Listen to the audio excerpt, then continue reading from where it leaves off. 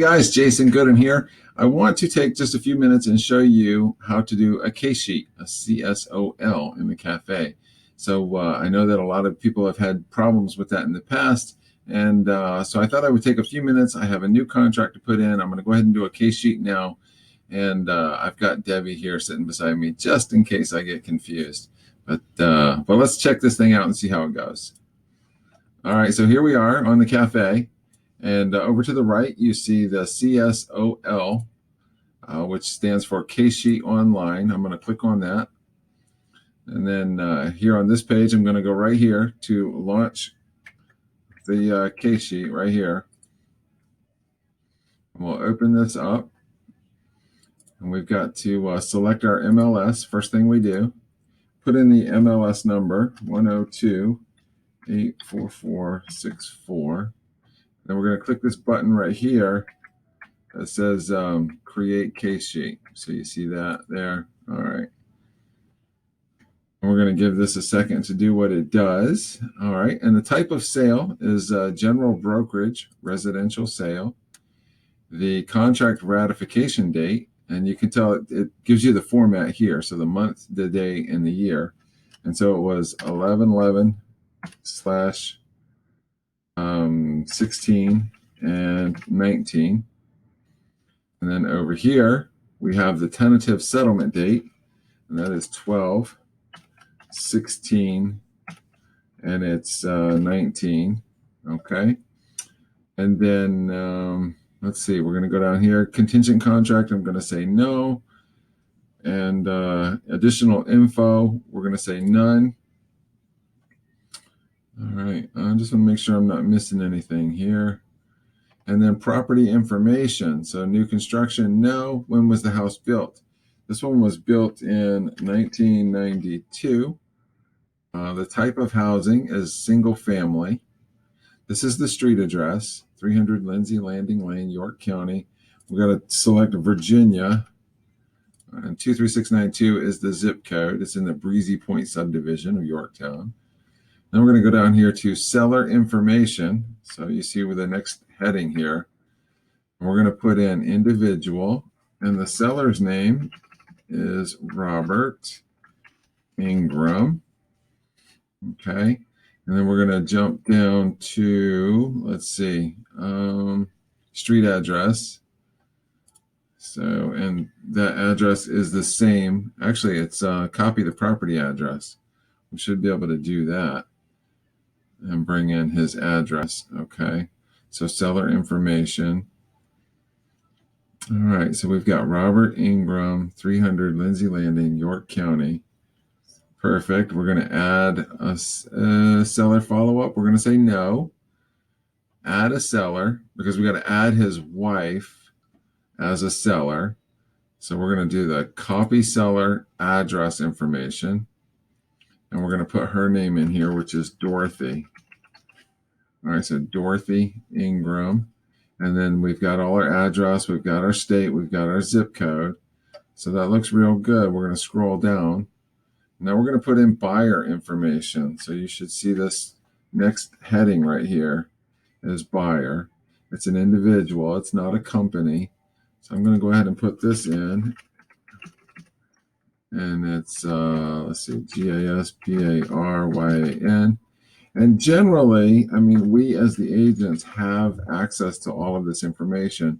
So we just want to, grab the MLS, pull the listing if you need to, and start to fill in these boxes. He lives at 1356 Lake Drive, and that is in Yorktown. All right, and let's see, we got Virginia.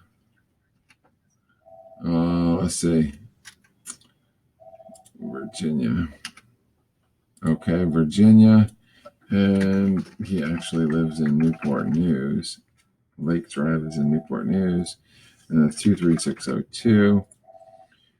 And I'm going to put in his cell phone number, and this is where Sage Title Group will get the buyer's information.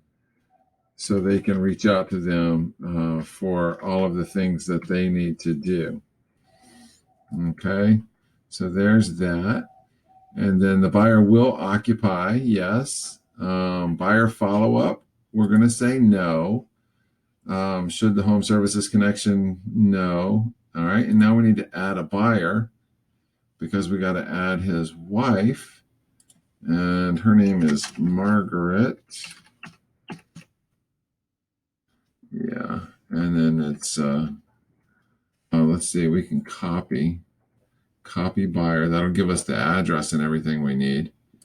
All right, and she has a different last name, Kowalski. All right. And then the same address. Yes, yes, yes. We're not going to worry about her phone number. Albert will be the main point of contact. All right. And so now we're on settlement information. And the deposit amount is $500. Now there's no additional deposit. Who is the deposit being held by? The selling broker. In this case, that's Long & Foster. What is the loan type? It's a VA loan. Is there a potential rebate? No, no rebate. Title company is going to be Prosperity. Sage Title. Yeah, let's see, Sage. So there we go, Sage Title Group. And the, let's see, we're going to leave that alone. Lender. All right, so now we're here.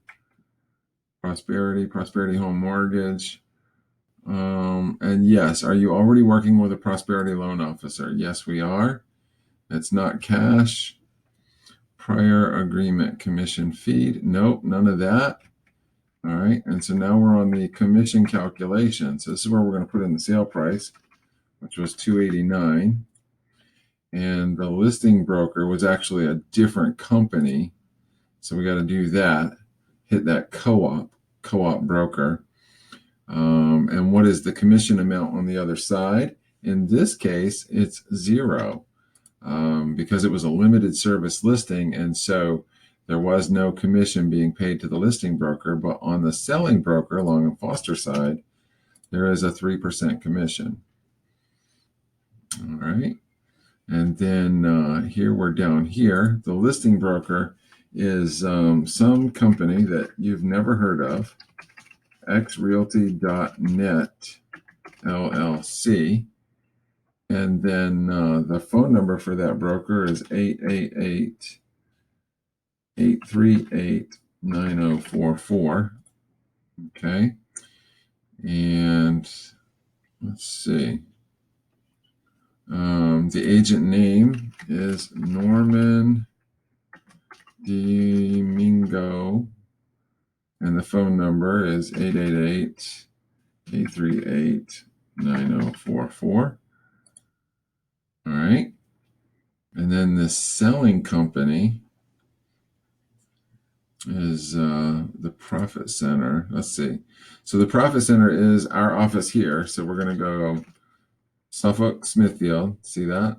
So it'll pull that information in, phone number and our number and everything. And then the agent name.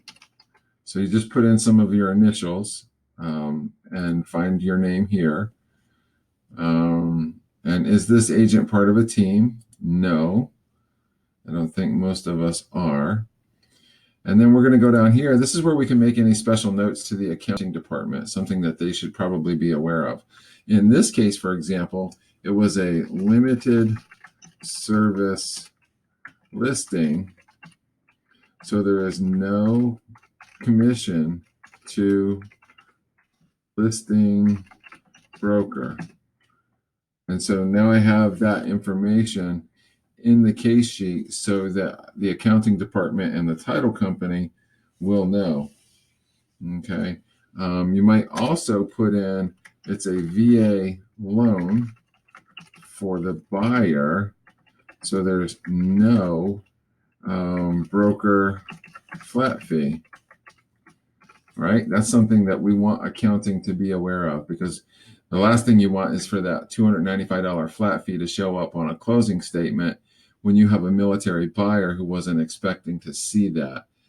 So this is a way to head off any of those last minute, confusing, miscommunications or, misinformation.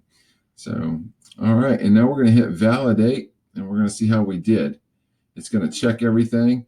It says validation successful. So that means I have all of the required information filled out, and we'll hit OK. And then we can hit submit. All right. I was going to hit save. Let's see. All right, guys. I think we did it. That's it. So we've completed a case sheet, and I don't know how long that took. Let's see. It took 10 minutes for me to go through it on video, and that was literally, I think, my second time actually doing a case sheet. So if I can do it, you can do it. All right, guys. I hope this has been helpful to you. Feel free to rewind and watch it as many times as you need to. If you have any questions, of course, we're here to help. So, but this has been fun, and let me know if it makes sense to you. All right, bye-bye.